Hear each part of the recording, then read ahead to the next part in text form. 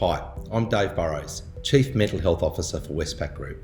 Now is a time of considerable change and disruption for many industries.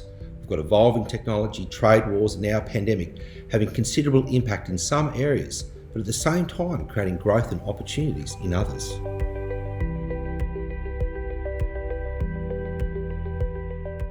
You may have found yourself forced to look at new work options, or perhaps you're just looking to explore opportunities that are emerging at the moment.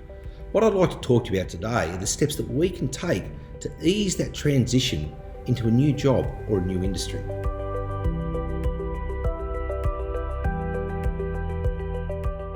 When change is imminent, it often comes with a sense of loss and what if?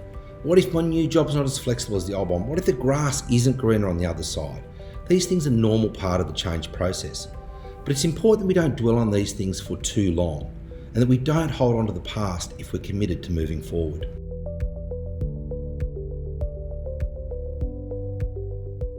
Another big hurdle with change is fear of the unknown, but the truth is we've all been through change and uncertainty before.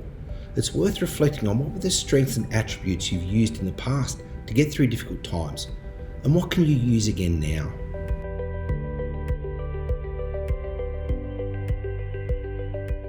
One of the most important steps transitioning to a new role and new industry is to think about your transferable skills. And when you're doing this, don't just list your technical and professional capabilities. Think about things like your creativity, your problem solving, your ability to resolve conflict, leadership, teamwork, because these are the sorts of things that a lot of people take for granted, particularly when you've been in a role for a long period of time. Yet these are also the sorts of attributes that are likely to be very attractive to a new employer, regardless of the industry.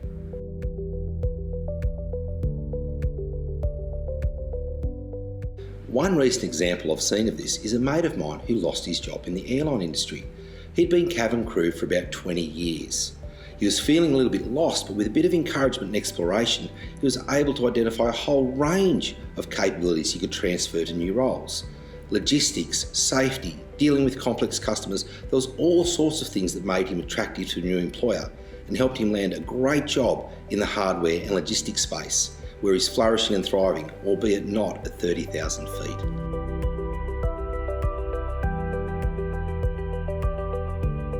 Once you've identified your transferable skills, you need to start thinking about in what roles and industries would these readily apply. Now, I'd encourage you to get a bit creative with this. Lots of different industries have lots of different skill and role requirements. For example, who would have thought that a psychologist would be working for a bank?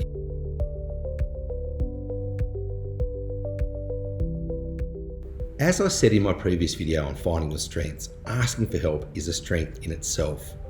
Perhaps one place to start is to talk to recruitment specialists. They're always keen to talk to new candidates and are really well placed to help you understand where your transferable skills might best apply. Or even speak to your friends and family, those in the industries that interest you, or get them to help you with your CV or resume. Connections can be an incredible source of strength and a great way to start your journey.